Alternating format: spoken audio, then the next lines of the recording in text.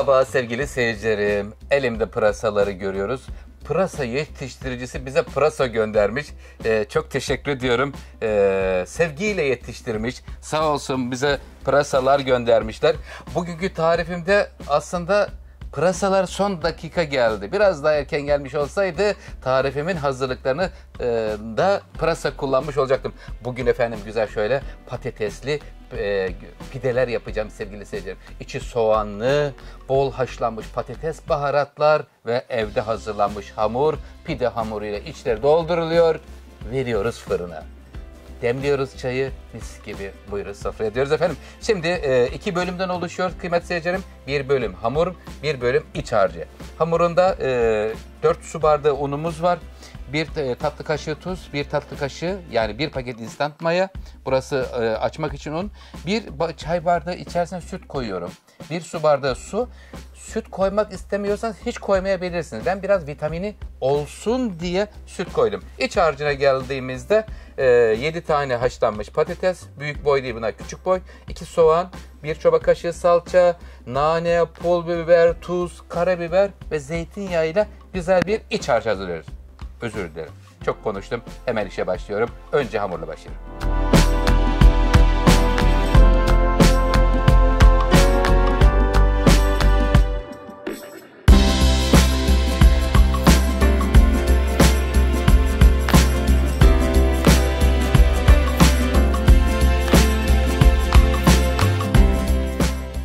Patatesli pide hazırlıyorum. Hamurumuza 1 çay bardağı süt, 1 su bardağı su yeterli geldi. Sıvılarda kıymetli seyircilerim. Güzelce yoğurduk hamurumuzu 3-4 dakika. Üzerine kapattım. Şimdi mayalanıyor. Geliyoruz iç harcına. Tavaya zeytinyağını döktüm.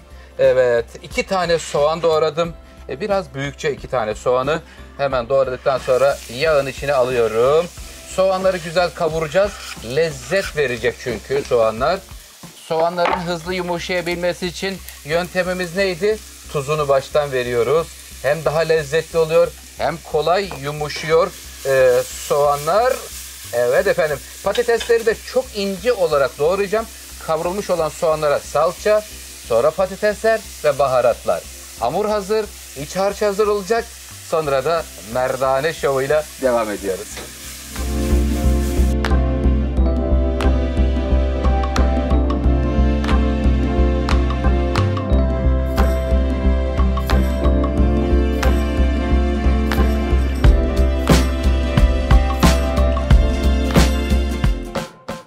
Evet efendim, soğanlar kavruldu. Peşinden domates salçasını verdim. Salçayla da birlikte güzel soğanlar kavruldu. Salça kavrulduğunda gerçek lezzet ortaya çıkar. Kıymetli seyircilerim. Şimdi 1 tatlı kaşığı efendim kuru nane, 1 tatlı kaşığı pul biber veriyorum. Karabiberini vermiştim. Ocağın ateşini artık kapatıyoruz.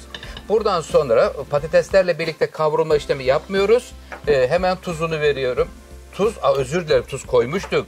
İkinci kez daha tuz koyuyordum. Çok özür dilerim. İnşallah fazla olmaz. Şuraya birazcık tuz kaçtı kıymetli seyircilerim. Patatesini ilave ediyorum. Ocağın ateşini artık kapattım. Karıştırıyoruz. Soğumaya bırakıyoruz. Hamurumuz mayalandı. Artık hamur açma ve içine doldurma bölümüyle devam edeceğiz efendim.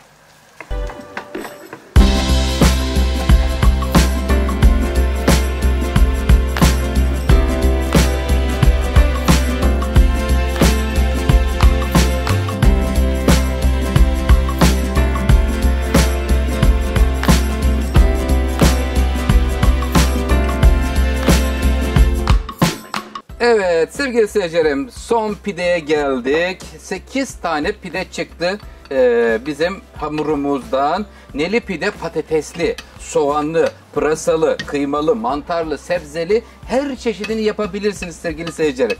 Eldeki ve evdeki imkanlarınız neyse onunla yapabilirsiniz. Etsiz pide tarifi paylaşıyorum sizlerle. Hemen merdane ile tezgaha un serpiyoruz altına üstüne. Ve hemen şöyle büyütüyorum. Hızlı bir şekilde elini çabuk tut Oktay Ustam. Çayı da demleyelim. Ondan sonra misafirlere buyurun sofraya diyelim. Şimdi patatesli harcımıza önce hamuru bölüyoruz. Böldükten sonra patatesli harcımızı da ona göre paylaştırıyoruz kıymetli seyircilerim. İçinde kalmasın. Hepsini alayım. Tamam. Mutlaka önce hamuru bölelim. Ondan sonra iç harcı belirleyelim ve ondan sonra da iç harcını koyduktan sonra kapatma bölümüne geçiyoruz. Şöyle hamuru döndüreyim size doğru. Özür dilerim. Allah! Bunu yapmamam gerekiyordu ama mecbur kaldım. Sizlere doğru şöyle çevirip kapatmak için. Şuradan ucundan tutuyoruz. Önce uçları birleştiriyoruz bakın. Ucu birleştirdikten sonra kendinize doğru gelin. Uçlarını birleştirebilir. Şu 2 şehadet parmağı hamuru sıkıyor burada. Geliyor, sıkıştırıyoruz. Kıymetli seyircilerim, bu şekilde hepsini şöyle dikkatli bir şekilde gel canım geliyor. Geldikten sonra şuradan uçlarına dikiş atıyoruz. Parmak uçları ile sıkıştırıyoruz, yani yapıştırıyoruz hamurları birbirine ve buradan tutuyorum. Sevgiyle geçiş yapıyorum. Hazır mıyız? Hoppa!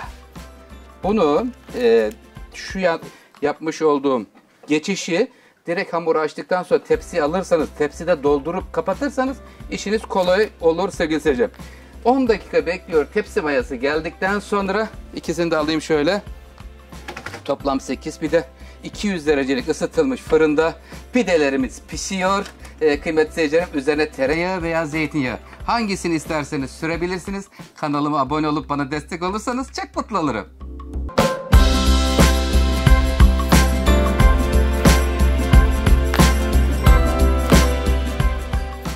Sevgili seyircilerim, şimdi ikinci tepsimiz de fırından geliyor. Sevgiyle geliyor. Patatesli pideler hazırladım sizler için. Çok güzel olmuşlar. Bakın üzerleri şu anda bir matlık var. Onları parlak hale dönüştüreceğiz şimdi. Neyle dönüştüreceğiz? Erittiğimiz tereyağını veriyoruz. Hatta hem erittim hem de biraz kızarttım tereyağını. Böyle kızarmış tereyağı kokusuyla birlikte çok güzel olacak. Çayımız demlendi. Sevdiklerimiz inşallah sofrada yerini alacak kıymetli seyircilerim. Lütfen bildirim zilini açın ki en yeni tariflerden haberdar olasınız. Canlı yayınlar açıyorum. YouTube'da videolar paylaşıyorum. YouTube Story'de paylaşımlarım var. Instagram'dan da takip ederseniz beni çok mutlu olurum kıymetli seyircilerim. Sizleri çok seviyorum. Sofralarınız bereketli olsun. Sağlıcakla kalın. Allah'a ısmarladık. Yeni tarifler gelmeye devam edecek.